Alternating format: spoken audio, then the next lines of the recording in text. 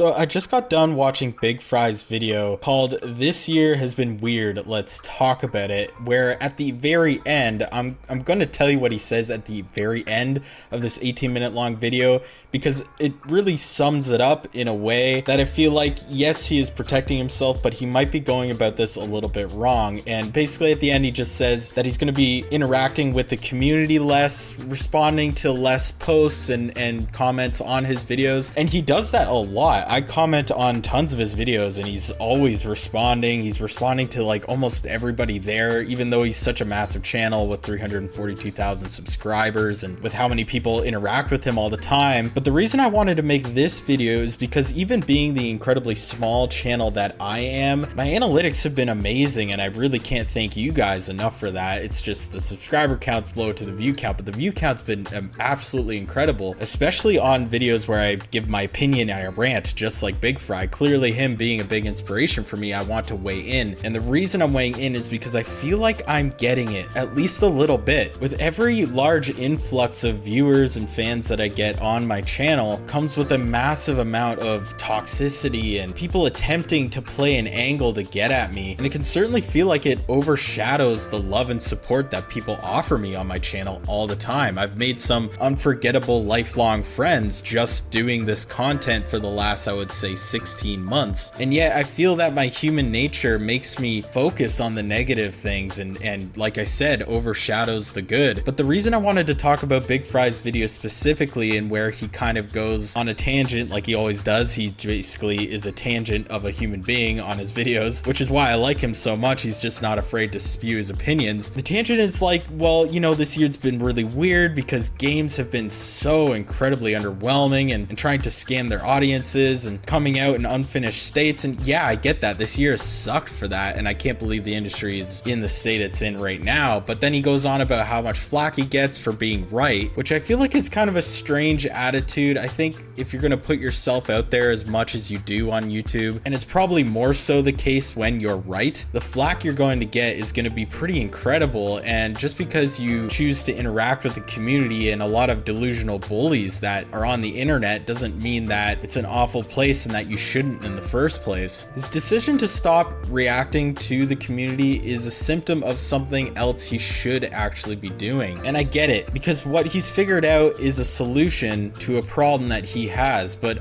ever since I started discovering this problem for myself, I've definitely taken a different approach, in that I don't have to actually alienate myself from my community all at the same time. And don't get me wrong, I'm not judging this man on his decision. He's made this his life. This is his career. He's now building a game. His life is games and opinions and this YouTube channel that gives him a living, and he puts a lot into it and he invests a lot of himself to make great content for us all to watch. So the bullying and the harassment certainly will get to you, but even more so when you're caught in that echo chamber, in that tunnel of everything I do all day, every day is create content to make a living and depend on the people who react to it. And when they react negatively to what I'm saying, but it turns out to be right, the world just looks like a delusional, horrible place. And that can have a lot of negative effects on your psyche and how you view everybody else around you. And this is why I believe in taking a break from these things if they're getting to you like this, and to do yourself a service by giving yourself a bit more of a perspective on how you should interact with the people that are watching your content. And I know I digress there, but let me get back to what I have been doing to kind of deal with this problem of people trying to bully and people being toxic, and them also being the loudest of the entire bunch. And that's honestly, if you do truly feel like you're being authentic and honest and saying your truth, and you undeniably believe that, I think people's negative opinions, as justified as they are having them, start to carry just little weight. And I want to interact with everybody, and I mean, obviously some of the toxicity I'm seeing is complete nonsense, like literally does not make sense, because either the kid can't spell properly, or like, you know, he's very low intelligence, or somebody's drunk or something and they're just typing angrily into their computer screen. I will respond to the negative comments, and majority of the time they are just trying to get to you. And what I respond with is I just joke with them. I just can't take people like that very seriously. seriously. I make fun of them, and I just don't give very much energy to the situation. I think how Big Fry's feeling is that he is giving some level of energy to them, and giving energy to somebody who's trying to give you negative energy back definitely builds that energy. But what I've been doing is actually belittling the energy. That way I can still feel connected with my community and interact with people who have an issue with what the things I'm saying. And at the end of the day, I can feel good about myself that I didn't kind of hide away and get upset about everybody's opinions about me. And that being said, look, he's not doing the wrong thing. He's doing what protects him. But it is true when people just say negative things about what you perceive as the truth deep down within, you just can't take it to heart. You can't take it seriously. And if you have to respond, you respond with as much weight as you feel it has.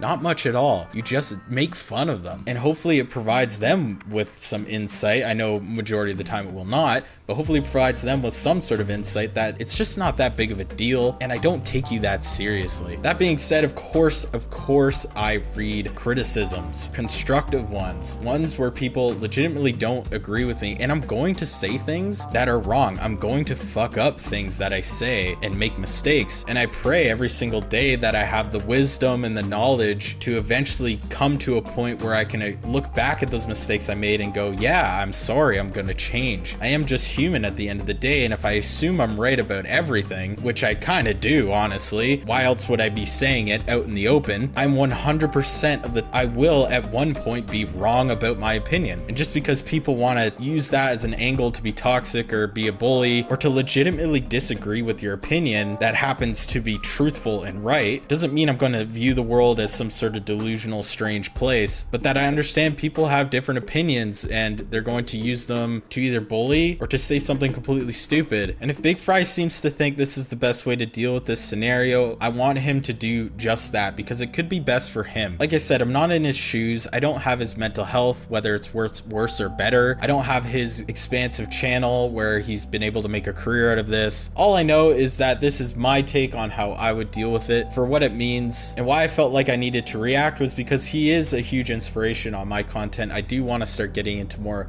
opinionated, philosophical things about gaming and real life that many people are bound not to agree with. And I liked that he took that with such grace, but this kind of goes against what I feel like I liked his channel for, which is not giving a fuck. And he did say in the video, I'm just not going to give a fuck. I'm just going to say and do what I want, which has always been the case for him. But that psychologically he's been fighting with trying to meet people's expectations while having an opinion, which is just impossible. I get why he's feeling this divide and this wear down to his psyche, but at the end of the day, if you are going to be that dude who is not afraid to say his opinions, you know, still for me, you know, reacting with the community is important, even though a lot of them can be idiots. But I think whether you're an idiot, a long-time fan of my channel, or just somebody who's just spewing toxic nonsense, I believe you all get to have a mirror kind of held up to you, and I don't want to distance myself from the entire community just because a few of those outliers are there. So anyway, I'm going to leave his video in the description down below. Check it out. It's a cool rant. Like, it's very interesting seeing this guy go through this psychological process, being somebody whose